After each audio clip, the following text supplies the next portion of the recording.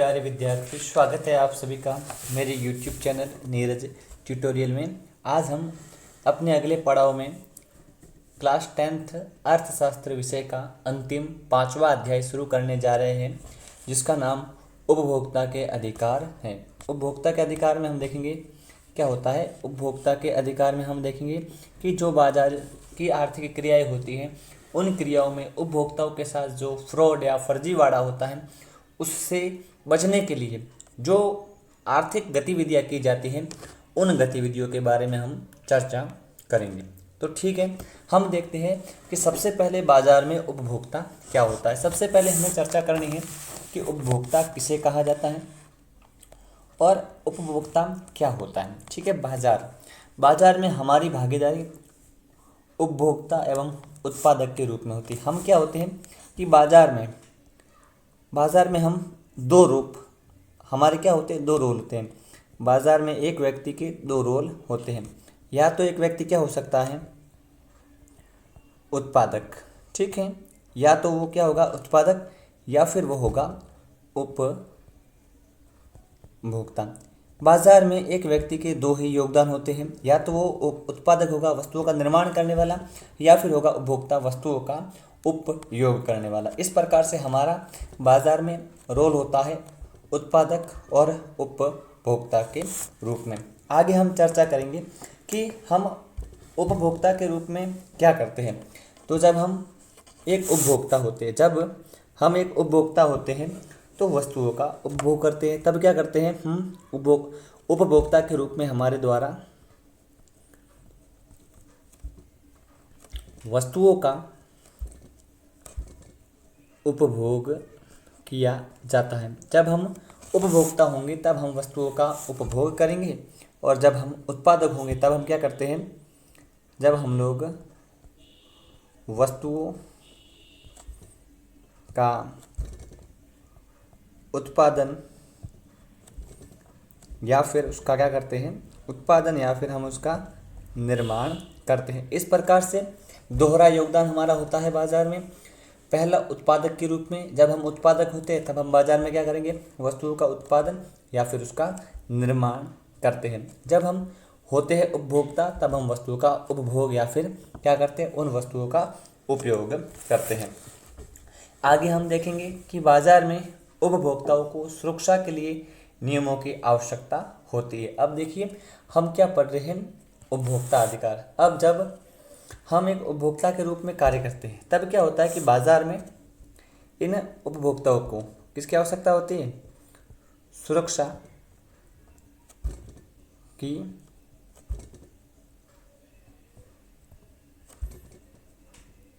आवश्यकता होती है। जब हम बाजार में कोई उपभोक्ता कोई वस्तु खरीदता है ना, तब उसके साथ फर्जीवाड़ा होने की संभावना बनी रहती है। तो किसकी आवश्यकता होती है, सुरक्षा की आवश्यकता होती है। अब सुरक्षा की आवश्यकता हमें क्यों पड़ती है, सुरक्षा की आवश्यकता क्यों, ये हम देखते हैं कि ये क्यों पड़ती है, हमें सुरक्षा की आवश्यकता क्यों। तो इसके बारे में हम देखेंगे कि एक व्यापारी अनुचित व्यापार कर सकता है। इसमें क्या करेगा, एक व्यापारी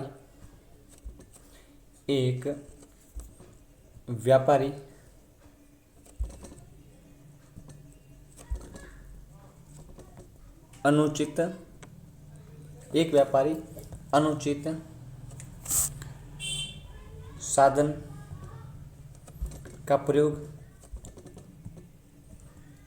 जैसे हम देखेंगे कौन कौन से अनुचित साधन। इसमें हम देखेंगे कम वजन की वस्तु देना, ठीक है। उसके बाद ये नंबर 1 हो गया। उसके बाद मिलावटी वस्तु देना,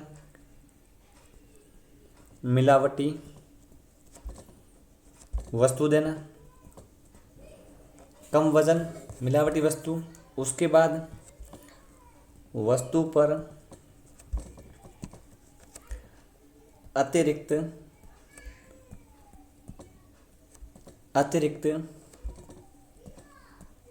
शुल्क वसूलना। ये काम होते हैं जो एक उत्पादक या फिर एक व्यापारी उपभोक्ता के साथ कर सकता है, या फिर वो कम वजन वाली वस्तु दे सकता है, वस्तुओं के साथ मिलावट कर सकता है। जैसे आप देखोगे हमने देसी घी यानी शुद्ध गाय का घी मंगवाया, लेकिन हम देखेंगे कि कभी कभी पाउडर मिला हुआ घी आ जाता है, दूध पाउडर का दूध आ सकता है। उसके अलावा हम देखते हैं मार्केट में जब हम जाते हैं तब वस्तुओं पर अतिरिक्त शुल्क लगाया जाता है। जैसे कोई चीज़ 10-15 रुपये की होती है कि आप पर जीएसटी है, वो टैक्स है, वो कर, ऐसे ऐसे करके अतिरिक्त शुल्क लिया जाता है। तो ये सारी की सारी क्या होती है, ये सारे के सारे अनुचित साधन होते हैं जो एक व्यापारी के द्वारा बाजार में उपभोक्ता के साथ उपयोग में लिए जाते हैं। इसके साथ और क्या कर सकता है व्यापारी, उसके साथ चौथा काम होता है व्यापारी का भ्रामक प्रचार। अब देखिए आप मार्केट में जाओगे तब आप बड़े बड़े होर्डिंग्स देखते हो। क्या करते हैं हम, एक बहुत बड़ा होर्डिंग देखते हैं और उस होर्डिंग में किसी हीरोइन या हीरो का फेस होता है, ठीक है, और किसी उत्पाद के बारे में क्या होती है, उत्पाद की जानकारी मिलती है, ठीक है। अब हम उस हीरो को देखते हैं, हाँ इसने ऐसा उपयोग किया है तो हम भी उपयोग करेंगे, तो हम भी इसके जैसे हो जाएंगे। हालांकि जो उस उत्पाद का प्रचार कर रहे हैं वास्तव में वो उसका उपयोग नहीं करते, लेकिन भ्रामक प्रचार के चलते हमें लगता है कि इस रोल मॉडल ने इस उत्पाद का उपयोग किया होगा इसलिए ऐसा है, इसलिए हम उसका उपयोग करते हैं। तो इस प्रकार से हम देखते हैं कि मार्केट के अंदर, बाजार के अंदर एक व्यापारी कम वजन की वस्तु का देना, मिलावटी वस्तु देना, वस्तु से अतिरिक्त शुल्क लेना और भ्रामक प्रचार के माध्यम से उपभोक्ताओं के साथ छल कपट कर सकता है। इससे क्या होता है, ये सारे के सारे क्या किसके कारण है, ये सारे के सारे हैं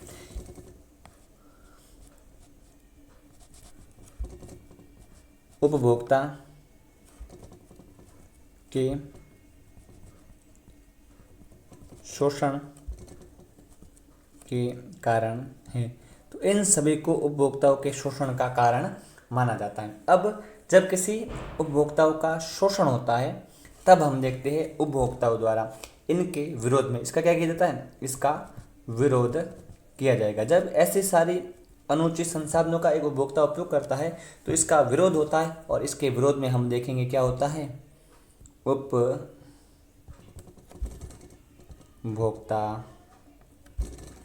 आंदोलन। तो यहाँ हमने देखा कि उपभोक्ता क्या होता है, उपभोक्ता की बाजार में क्या स्थिति होती है और उसके बाद एक व्यापारी के द्वारा उपभोक्ताओं के साथ किस प्रकार से नाफरमानी की जाती है और उस नाफरमानी के चलते किस प्रकार के उसका विरोध होता है और उसके बाद क्या होता है, आपके उपभोक्ता आंदोलन होता है। तो हमने देखा कि बाजार में उपभोक्ता क्या होता है और उसके साथ एक व्यापारी किस प्रकार से अनुचित साधनों का प्रयोग करता है और किस प्रकार से इससे उपभोक्ताओं का शोषण होगा और उसके विरोध में क्या आएंगे, आपके उपभोक्ता आंदोलन। आगे हम चर्चा करेंगे उपभोक्ता आंदोलन के बारे में, ठीक है। आगे हम चर्चा करते हैं उपभोक्ता आंदोलन, ठीक है। अब हम चर्चा कर रहे हैं उपभोक्ता आंदोलन के बारे में। अब देखिए उपभोक्ता आंदोलन कब होता है। हमने अभी चर्चा करी कि जब उपभोक्ताओं के साथ व्यापारियों के द्वारा, बाजार के द्वारा, उत्पादक के द्वारा शोषणकारी प्रवृत्ति को अपनाया जाता है। शोषण, जब उपभोक्ता का क्या होता है, जब एक उपभोक्ता का शोषण होता है तब उसके विरोध में उपभोक्ताओं के द्वारा क्या किया जाता है, उसके विरोध में आंदोलन किया जाता है, ठीक है।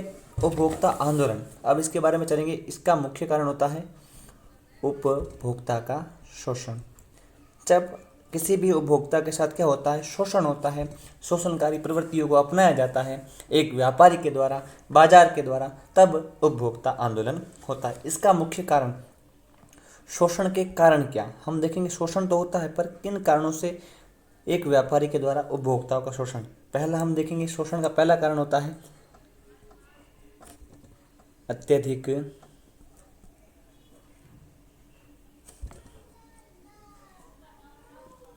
खाद्य की कमी। ये पहला पॉइंट कि जब खाद्य की कमी होती है तो किसका शोषण होता है, उपभोक्ता का, क्योंकि चीज़ें महंगी मिलने लग जाती हैं। दूसरा हम देखेंगे काला बाजारी। दूसरा कारण है काला बाजारी, मतलब 2 नंबर की चीज़ें बेचना। आप देखोगे मार्केट में कोई चीज़ मिल रही है उसको 2 नंबर में बेचना, ठीक। उसके बाद हम अगला कारण देखेंगे, काला बाजारी के बाद खाद्य पदार्थों, अगला आता है जमाखोरी। ठीक है, ये जमाखोरी।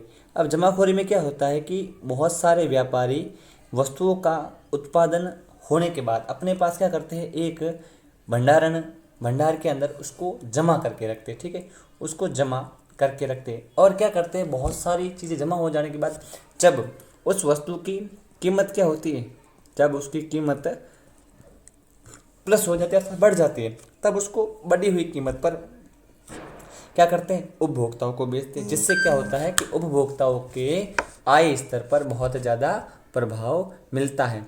इस कारण हम देखते हैं कि इससे क्या होता है, इससे उपभोक्ता बहुत ज़्यादा शोषण के शिकार होते हैं। क्योंकि हम देखेंगे कोई चीज़, जैसे टमाटर हम देखते हैं, कभी कभी टमाटर हमें मार्केट में 2 रुपये केजी मिलते हैं। ठीक है, और कभी हम देखेंगे 6-7 महीने बाद वही टमाटर 70 रुपये, 80 रुपये, और कभी कभी हम देखेंगे वही टमाटर 100 रुपये केजी के भाव बिकने लगते हैं। तो ऐसा इसका कारण क्या होता है, इसका मुख्य कारण होता है कि ये लोग जो व्यापारी होते हैं ना, इसको क्या करते हैं, जमा करके रखते हैं और फिर काला बाजारी करते हैं, बाहर महंगी कीमतों में बेचते हैं। जिससे इसका सीधा का सीधा प्रभाव एक उपभोक्ता पर पड़ता है। आगे हम देखेंगे इसके अलावा और ऐसी क्या प्रवृत्ति होती है। उसके अलावा हम देखेंगे कि खाद्य पदार्थों, फिर अगला देखेंगे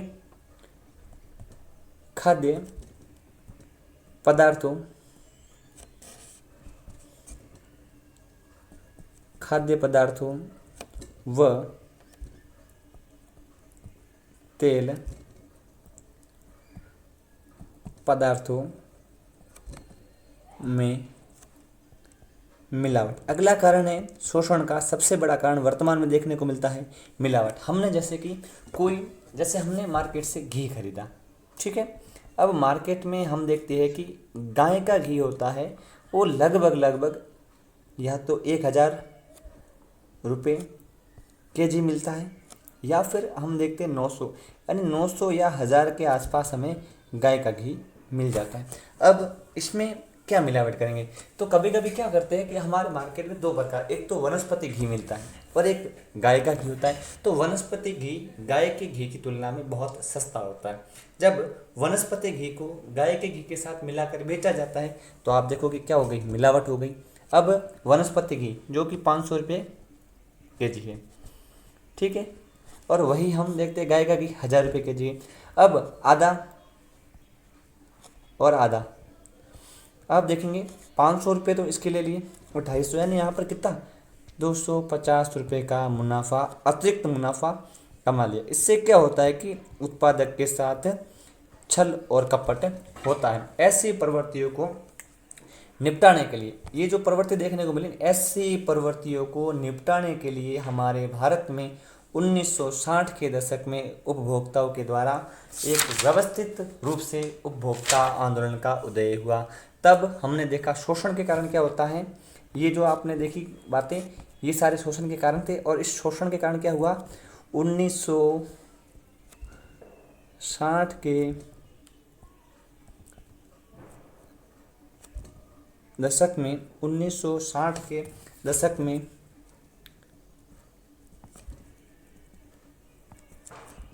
व्यवस्थित रूप से क्या होता है, उन व्यवस्थित रूप से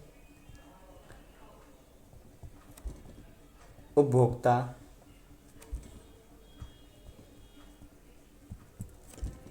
आंदोलन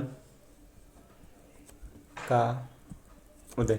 तो हम देखेंगे कि व्यवस्थित रूप से उपभोक्ता आंदोलन का उदय कब होता है, भारत में। इन सारी प्रवृत्तियों के कारण भारत में हमने देखा कि 1960 के दशक में, यानी 1950 से 1960 में व्यवस्थित तरीके से उपभोक्ता आंदोलन का उदय होता है। फिर हमने देखा कि विभिन्न संस्थाओं ने आलेख, लेखक, प्रदर्शनी का आयोजन के माध्यम से तथा उपभोक्ता दलों के माध्यम से उपभोक्ताओं में जागरूकता फैलाई। अब जब उपभोक्ता आंदोलन होता है तब क्या होती है, इसके माध्यम से अब क्या हुआ, जब आंदोलन होता है, जब उपभोक्ता का आंदोलन हुआ, तब इसमें क्या किया, विभिन्न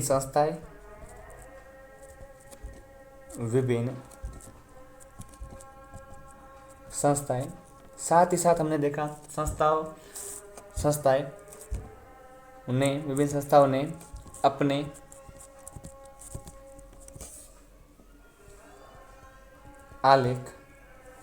आलेख प्रदर्शनी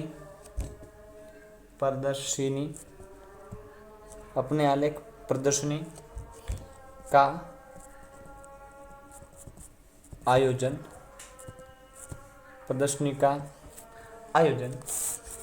व उपभोक्ता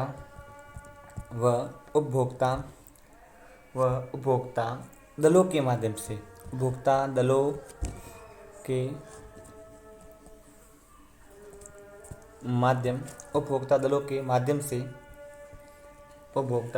माध्यम से लोगों में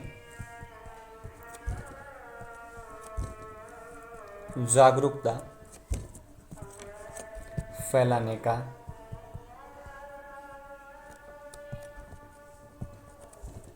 कार्य किया।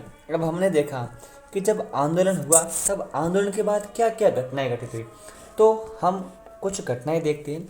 जैसे विभिन्न संस्थाओं ने अपने आलेख, इनके द्वारा के बहुत सारी संस्थाएं होती है, वो अपने परिपत्र या कैसा चार्ट बनाती है, उसके अंदर क्या करती है कि उपभोक्ताओं को जागरूक करने के लिए बहुत से ऐसे कथन या वाक्य लिखकर लोगों को जागरूक करती है। जैसे आप देखती हो कि बहुत सारे ऐसा होता है, उपभोक्ताओं को जागरूक करने के लिए संदेश दिए जाते हैं, तो ऐसे एक डायग्राम या चार्ट के माध्यम से, पैम्पलेट के माध्यम से लोगों को जागरूक किया जाता है। फिर हम देखते हैं प्रदर्शनियों का आयोजन। कभी कभी क्या होता है कि मेलों में क्या होता है, एक प्रदर्शनी का आयोजन होता है स्कूलों में, कॉलेजों में। वहाँ पर हमें बताया जाता है कि हमें किस प्रकार से वस्तुओं की परख करनी है। जैसे हम देखते हैं कि हर वस्तु जो पैकेट होता है उसके ऊपर एक ग्रीन कलर का ऐसा एक बॉक्स बना होगा, उसके बीच बिंदी होगी। अगर ये लाल कलर की बिंदी है, इसका मतलब मांसाहारी। अगर यही हरी है तो शाकाहारी। इस प्रकार से हम उसकी जांच कर सकते हैं। ठीक है, उसके ऊपर एक्सपायर डेट होती है, उसके बारे में हमें जानकारी मिलती है। ऐसी बहुत सारी जानकारी हमें प्रदर्शनी के माध्यम से। और उसके बाद बहुत सारे ऐसे उपभोक्ता दल हैं जो समय समय पर विभिन्न प्रकार की दुकानों पे वहाँ के चीज़ों का क्या करते हैं, उनका परीक्षण करते हैं, और परीक्षण में अवैध चीज़ों को बंद कर देते हैं। यानी बहुत सारी चीज़ों का परीक्षण करते हैं। जैसे एक मावे का पैकेट चेक किया, उसमें मिलावट पाई गई तो उस पर क्या लगा देंगे, रोक लगा देंगे। इस प्रकार से हम देखते हैं कि जो उपभोक्ताओं के आंदोलन हुए ना, उन आंदोलनों के माध्यम से विभिन्न प्रकार के परिरूप हमें देखने को या परिदृश्य देखने को मिले हैं। इसके बाद हम आगे चर्चा करते हैं उपभोक्ता इंटरनेशनल। अब हम चर्चा कर रहे हैं उपभोक्ता इंटरनेशनल। अभी इंटरनेशनल शब्द एक जाना पहचाना शब्द हमें लग रहा है। अब जाना पहचाना कैसे, हम चर्चा करेंगे इसके बारे में। इंटरनेशनल का मतलब होता है अंतर्राष्ट्रीय, यानी उपभोक्ता की अंतर्राष्ट्रीय पहचान। 1985 में क्या होता है कि संयुक्त राष्ट्र संघ, 1985 में एक संघ होता है, 1985 UNO, यूनाइटेड नेशन ऑर्गेनाइजेशन, अंतर्राष्ट्रीय संयुक्त राष्ट्र संघ ने उपभोक्ता सुरक्षा का दिशा निर्देश को अपनाया। इस संगठन ने 115 से अधिक देशों व 220 से अधिक संस्थाएं कार्यरत है। अब देखिए क्या होता है कि 1985 में एक संस्था है यूएनओ के द्वारा उपभोक्ता के अधिकार का एक प्रारूप तैयार किया गया। ठीक है, जिसमें कुछ अधिकारों को लेखबद्ध किया गया कि कौन कौन से ऐसे अधिकार हैं जो एक उपभोक्ता को मिलने चाहिए। ठीक है, इसमें क्या होता है कि 100 तो इसमें कौन शामिल होते हैं, 115 देश और लगभग 220 के आसपास संस्थाएं। ये क्या होती है कि ये इसके अंदर क्या करती है, कार्य करती है, कार्यरत है, जो इन दिशा निर्देशों को लोगों तक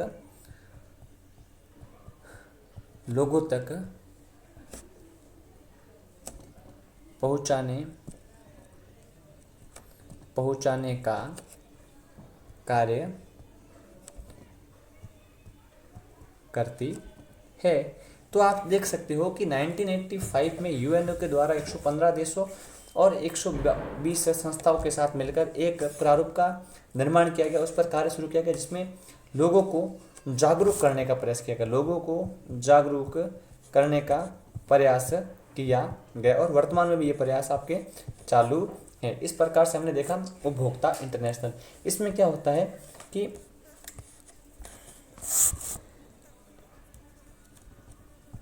अंतर्राष्ट्रीय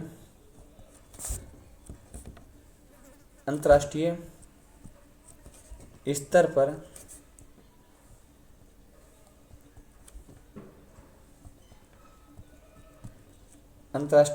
पर उपभोक्ताओं की पहचान बनाई जाती है। ठीक है, तो अंतर्राष्ट्रीय स्तर पर पहचान बनाई जाती है। इस प्रकार से हमने उपभोक्ता इंटरनेशनल देखा। ठीक है, इस प्रकार से हमने देखा कि हमने एक उपभोक्ता के बारे में चर्चा करी कि बाजार में उपभोक्ता क्या होता है, उसके साथ किस प्रकार से फ्रॉड होता है।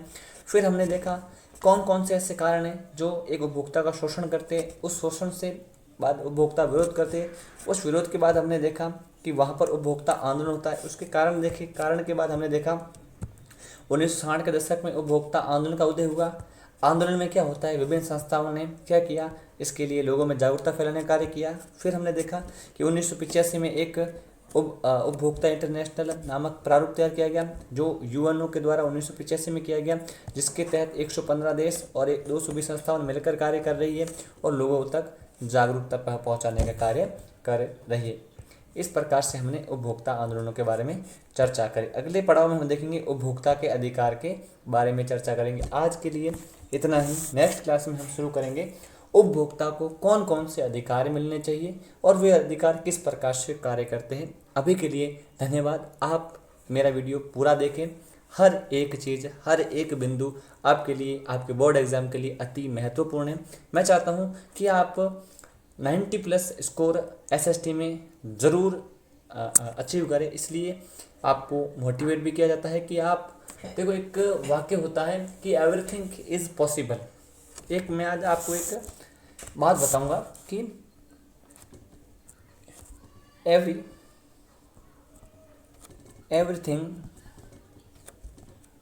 Is possible. हर चीज़, सब कुछ संभव है, यानी सब कुछ संभव है। अगर आप में पढ़ने की लगन है, आपको लगता है कि हम बोर्ड एग्जाम में फर्स्ट रैंक ला सकते हैं, टॉप 10 में आ सकते हैं, 90+ स्कोर ला सकते हैं, तो आपके लिए कुछ भी चीज़ असंभव नहीं है। हर एक चीज़ आपके लिए, एवरीथिंग इज़ पॉसिबल, हर चीज़ आपके लिए संभव है। ठीक है, तो इसी एक मूल मंत्र के साथ आज की क्लास को मैं यहीं समाप्त करूंगा। मिलते हैं अगली क्लास में। धन्यवाद। Thank you.